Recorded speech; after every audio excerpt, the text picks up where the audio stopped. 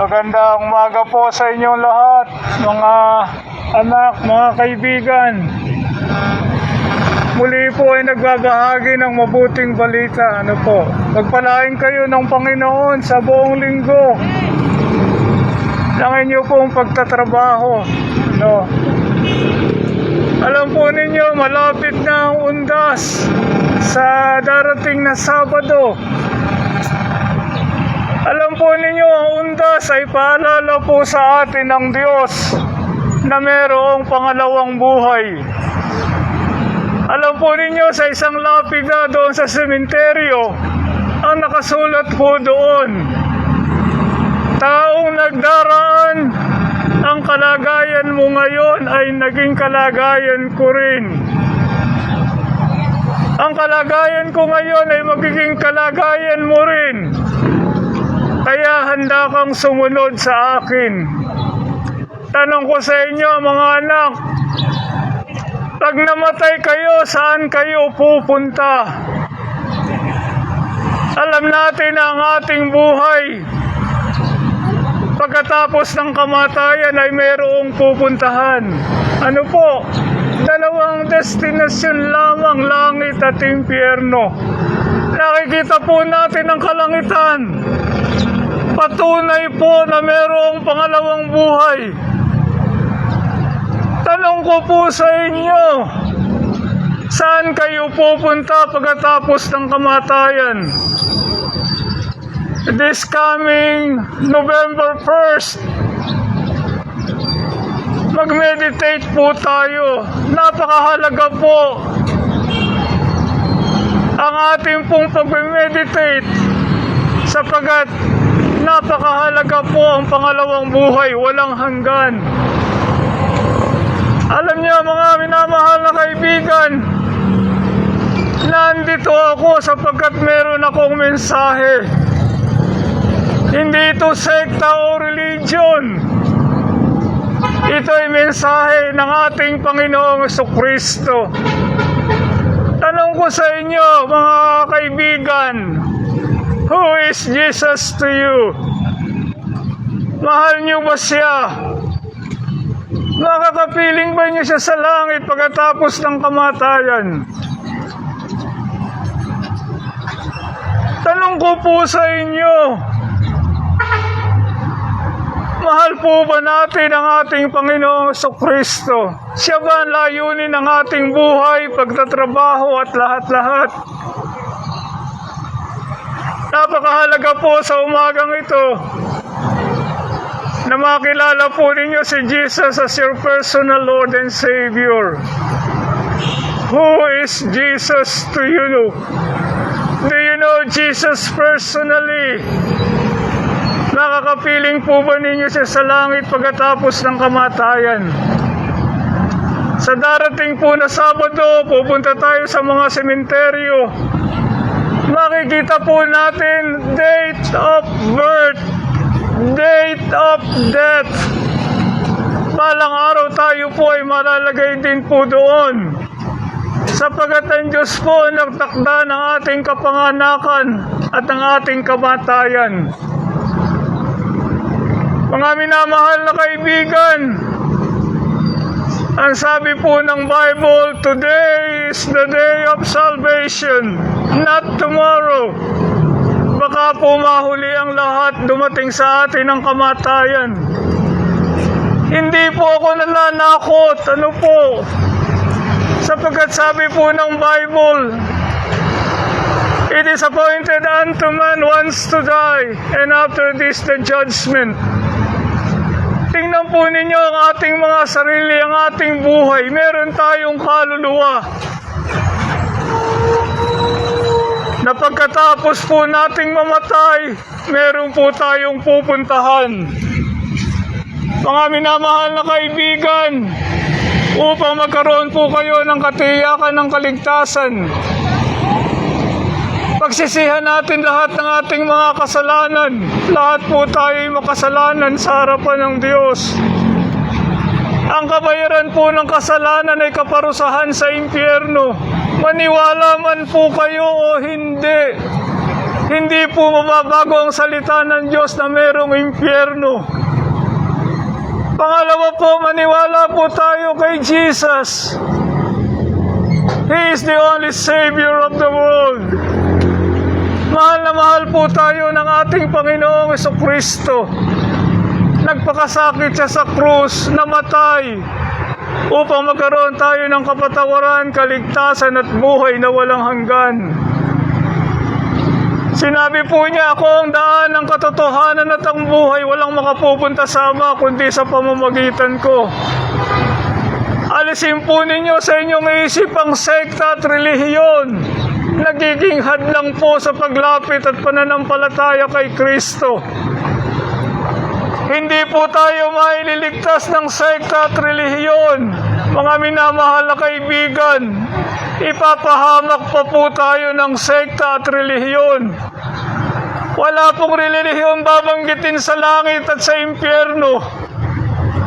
Ang tanging itataas lamang po sa langit ay ang ating Panginoong Jesucristo, the King of Kings and the Lord of Lords. Who is Jesus to you? Do you know Christ personally as your personal Lord and Savior? Tinanggap na ba niyo si Jesus sa inyong puso bilang Panginoon at sariling tagapagligtas? Ako po, tinanggap ko ang Panginoon May 16, 1975 at 4:20 p.m. I know my spiritual birth. Pag ako po'y namatay ngayon sa piling ng Panginoon doon sa langit, hindi po ako mabuting tao. Ako po'y isang makasalanang pinatawad po lamang ng Diyos. Sa biyaya, kayo'y naligtas sa pamamagitan ng pananampalataya. Ito'y kaloob ng Diyos. Hindi sa pamamagitan po ng ating mga mabubuting gawa. Upang sino man ay huwag magmayabang, magmapuri sa kanyang sarili. Mga anak, mga kaibigan, alam po ng Diyos ang ating kamatayan kung kailan po tayo tatawagin. Sa November 1st, please be reminded that it is appointed unto man once to die, and after this the judgment. Pag namatay po ang tao, diretso po kagad siya sa kanyang pupuntahan sa langit o sa impyerno. Tanong ko po sa inyo, concern po ba kayo dito? Iniisip po ba ninyo ito? Mahalaga po ba sa inyo ang inyong naririnig o walang kwenta at baliwala? Hindi po ako nagpapagod sa sekta at relihiyon.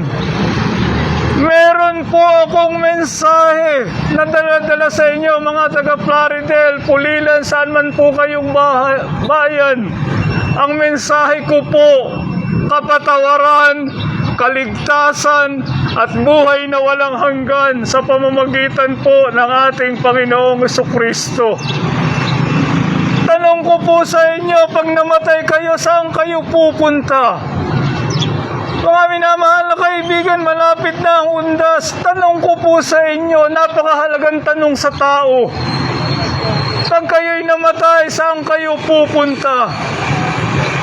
Mga minamahal na kaibigan, pag namatay kayo, saan kayo pupunta? Mga minamahal na kaibigan, mga anak, pag namatay kayo, saan kayo pupunta? Mga minamahal na kaibigan, mga anak, pag namatay kayo, saan kayo pupunta? Napakahalagang tanong na dapat po nating isipin, sapagkat napakahalaga po ng pangalawang buhay. Alam po ninyo, sa impyerno walang katapusang pagdurusa. Ang uod hindi namamatay, ang apoy na asupre. Gustuhin man ng tao doon mamatay, hindi siya mamamatay. Alam po ninyo ang gagawin po ng mga napunta sa impyerno. Mananangis, luluha, sisigaw, at iisipin ang daigdig. na hindi nila tinanggap si Jesus at binaliwala at pinagtawanan po ang mga nangangaral ng Ebanghelyo. And for sure, my beloved friends, you will remember me. Please listen to me. You will remember me when you reach your destination after you die. Mga anak, alalahanin ninyo ako sa langit, hindi sa impyerno. Napakahalaga po ang oras na ito. Tapos na po ako. Aanyayahan ko po kayo na tanggapin si Jesus sa inyong puso bilang tagapagligtas. Nandito po siya, kumakatok sa pintuan ng ating puso. Ang sabi niya, sino bang magbukas, ako'y papasok at hahapong kasalo niya. Pero mga minamahal na kaibigan, hindi po namimilit ang Panginoon. Pero nagsusumamo po siya at nagmamakaawa. Tingnan po ninyo ang Diyos. Nagmamakaawa po sa ating mga masasama at mga makasalanan. Mga anak, tingnan po ninyo ang Diyos. Nagmamakaawa po sa atin ng mga pusakal na makasalanan at masama sa kanyang paningin. Inaalok ang kapatawaran, kaligtasan at buhay na walang hanggan. Tanong ko po sa inyo, mga anak, mga minamahal, naiintindihan po ba ninyo yung aking sinasabi? Concerned po ba kayo? Kung hindi po kayo concerned at baliwala po sinasabi na inyong abang lingkod, bakit po? Kasi po si Satan binubulag po ang tao para hindi makilala si Kristo. Pakinggan po ninyo akong mabuti. Naunawaan po ba ninyo ang aking sinasabi? Concerned po ba kayo sa aking sinasabi? O walang kwenta at sinasabi ninyo, sino ba yung nagsasalita? Parang nababaliw na. Ano po? Ganyan po ang sinasabi ng mga tao sa panahon pa nila Apostle Paul. Pero nandito po ako kasi po mahal ko po kayong lahat. Please, believe on the Lord Jesus Christ and you shall be saved. Tanggapin po ninyo si Jesus sa inyong puso bilang Panginoon at sariling tagapagligtas. Sa sandali pong ito, ako po'y mananalangin ang panalangin ng pagtanggap sa Panginoon. Inaanyayahan ko po kayo habang ang Diyos ay patuloy na gumagawa sa inyong puso sa oras po na ito. Please receive the Lord. Nagsusumamo po siya ngayon. Mananalangin po ako ng panalangin ng pagtanggap. Sumunod po kayo, ang kinim po ninyo yung aking prayer po ninyo. Hindi lamang po alang-alang sa inyo, kundi sa inyo pong loved ones. Ayaw po nating pumunta ang ating pamilya sa dagatang apoy ng impyerno. Pananalangin po ako, pero inuulit ko po, hindi po namimilit ang Panginoon, yun lang may gusto sa Kanya. Tayo po ngayon ay lumapit sa Panginoon, nakatunghay po siya sa kalangitan. Tanggapin po ninyo si Jesus. Mahal na mahal po tayo ng ating Panginoong Jesucristo. Nagpakasakit siya sa krus, ibinigay ang kanyang buhay para po sa atin. Tayo po ngayon ay manalangin. Panginoong Jesus, salamat po sa iyong pagpapakasakit sa krus. Nagdusa ka, naghirap, nabayubay at namatay para sa pag-ibig po sa akin, para po sa kapatawaran, kaligtasan at buhay na walang hanggan. Patawarin mo po ko sa lahat ng mga nagawa kong kasalanan. Pinagsisisihan ko po. Sa sandali pong ito, ako po'y naniniwala sa iyo, sumasampalataya ng buong puso. At inaanyayahan kita sa aking puso at buhay. Tinatanggap bilang aking Panginoon at sariling tagapagligtas. Amen.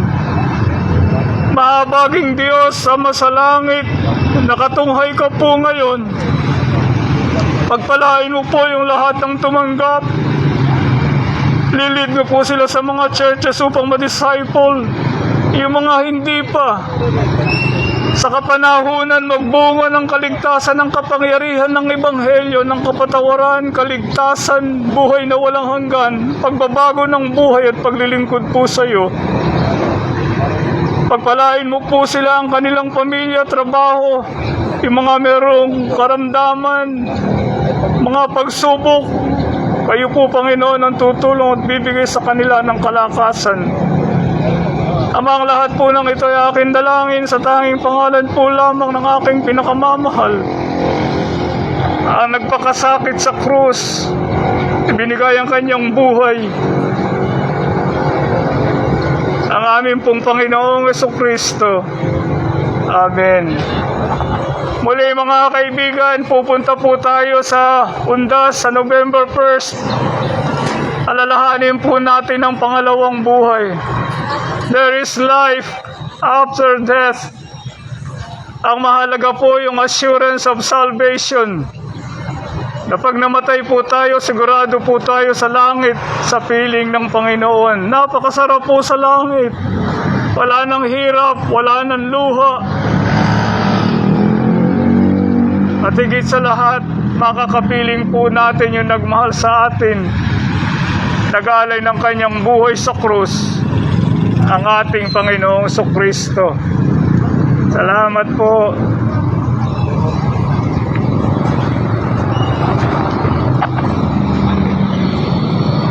Salamat po. Pagpadala ka po, Diyos na libay.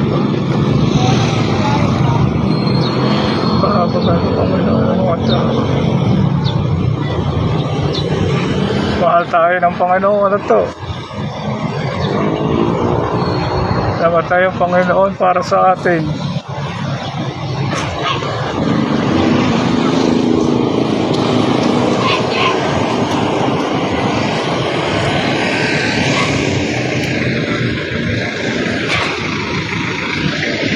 Salamat po, O Diyos. Kapalain ko po. Lahat po dito. Wasay po na wasay po.